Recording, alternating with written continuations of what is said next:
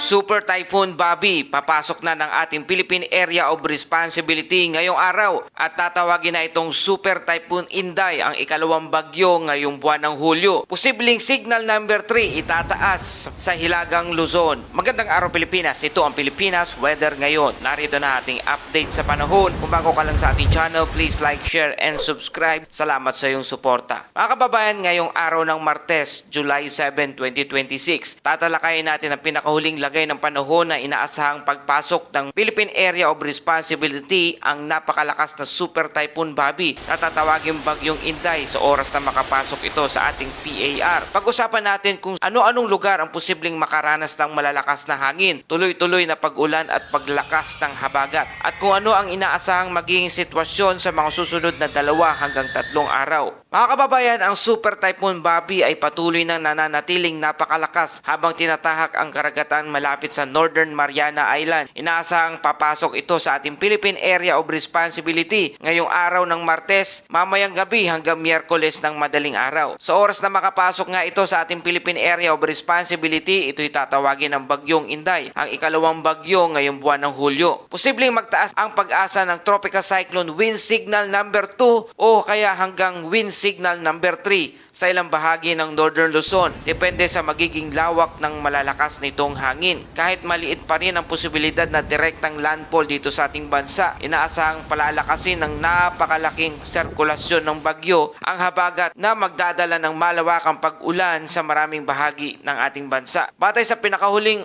ulat ng Pag-asa, ang sentro ng bagyong Bobby ay nasa layong 2,000 kilometers east of Southern Luzon. Taglay nito ang lakas ng hangin na umaabot na sa 205 kilometers per hour at may pagbugso na umaabot sa 250 kilometers per hour.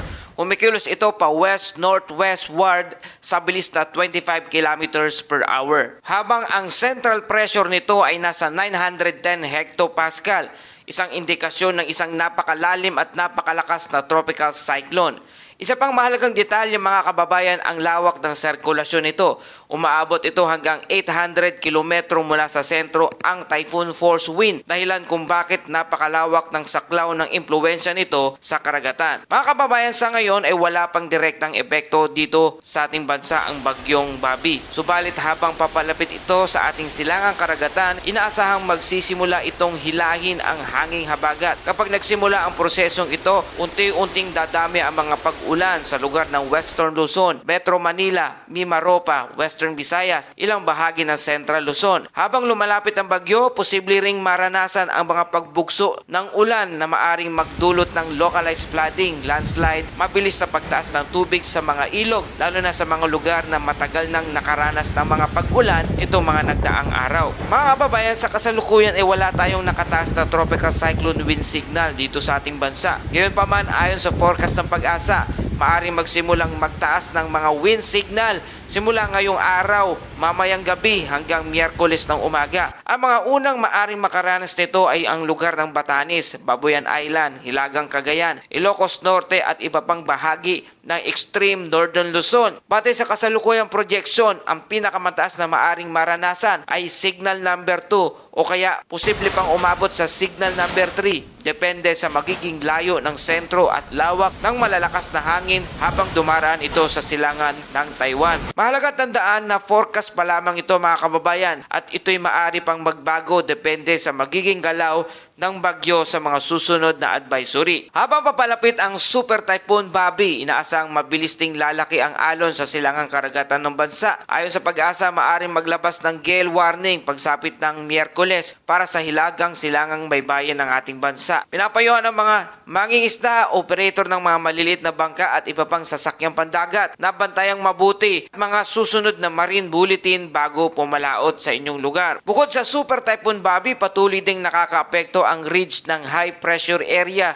sa extreme Northern Luzon. Samantala, habang lumalapit ang napakalawak na sirkulasyon ng bagyo, inaasang mas lalakas pa ang hanging habagat. Sa maraming pagkakataon, ang habagat ay nagiging pangunahing sanhi ng malawak na pag-ulan sa kanlurang bahagi ng ating bansa.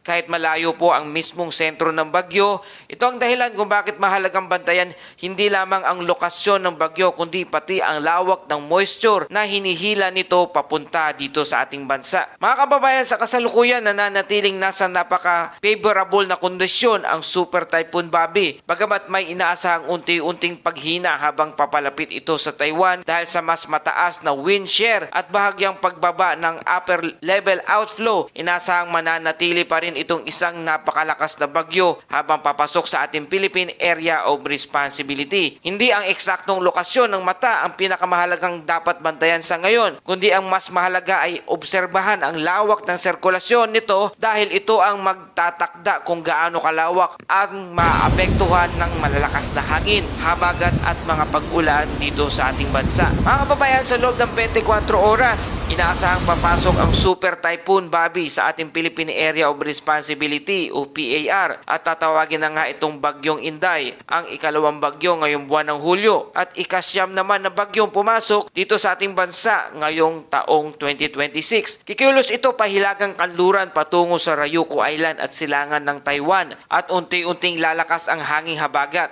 Magsisimula ang pagtaas ng posibilidad ng malalakas na pag-ulan sa western section ng bansa at posibleng magsimulang magtaas ng tropical cyclone wind signal sa extreme northern Luzon. Bagamat mababa pa rin ang posibilidad ng direktang landfall dito sa ating bansa, pati sa kasalukuyang forecast, hindi pa rin ito dapat ipagsawalang bahala dahil maari pang magkaroon ng pagbabago sa track at lawak ng epekto nito. At narito naman ang ating forecast sa Luzon, Visayas at Mindanao. Sa lugar ng Luzon, makakaranas ng bahagyang maulap hanggang maulap na kalangitan na may mga pulupulong pag-ulan at pagkulog sa hapon at gabi. Sa hilagang bahagi ng Luzon, inaasahang magiging mas mahangin habang papalapit ang Super Typhoon Bobby. Sa Visayas naman, magiging mainit sa maghapon ngunit may posibilidad ng mga localized thunderstorm pagsapit naman ng hapon at gabi. Sa lugar ng Mindanao, mananatili ang pangkalahatang maaliwalas na panahon sa maraming lugar, subalit posible pa rin ang mga panakanakang thunderstorm sa bandang hapon. Kaya mga kababayan, habang wala pang direktang epekto ang bagyo sa malaking bahagi ng ating bansa, ito ang tamang panahon upang ihanda ang emergency kit, i-charge ang mga communication device at patuloy na subaybayan ang mga official bulletin o update ng Pag-asa o kaya dito sa ating channel. At para sa ating Bible verse of the day mula sa Psalms 46 verse 1, God is our refuge and strength, an ever-present help in trouble. Mga kababayan, kapag may paparating na bagyo, natural lamang na makaramdam tayo ng pangamba. Ngunit ipinapaalala sa atin ng salita ng Diyos na hindi lamang tayo naghahanda sa pisikal na paraan. Mayroon din tayong matibay na sandigan sa Kanya. Ang pagtitiwala sa Diyos ay hindi nangangahulugang binabaliwala natin ang mga pabala. Sa halip ay hinihingkaya tayong maging handa, maging responsable at manatiling panatag dahil alam natin kasama natin ang Panginoon sa bawat pagsubok ng buhay. At yan po ating update sa panahon ngayong araw. Patuloy po kayong mag-ingat mga kababayan. Patuloy nating babantayan ang pagbabago ng lakas at direksyon ng magiging epekto ng Super Typhoon Bobby kapag nakapasok na ito sa ating Philippine Area of Responsibility bilang bagyong Inday. Kung nakatulong sa inyo ang balitang ito, please like, share, and subscribe. Salamat sa iyong patuloy na pagtutok at pagtangkilik dito sa ating channel. Ito ang Pilipinas Weather ngayon na lagi nagpapaalala, mag-ianda, mag-iligtas, mag-alerto. Ingat tayong lahat.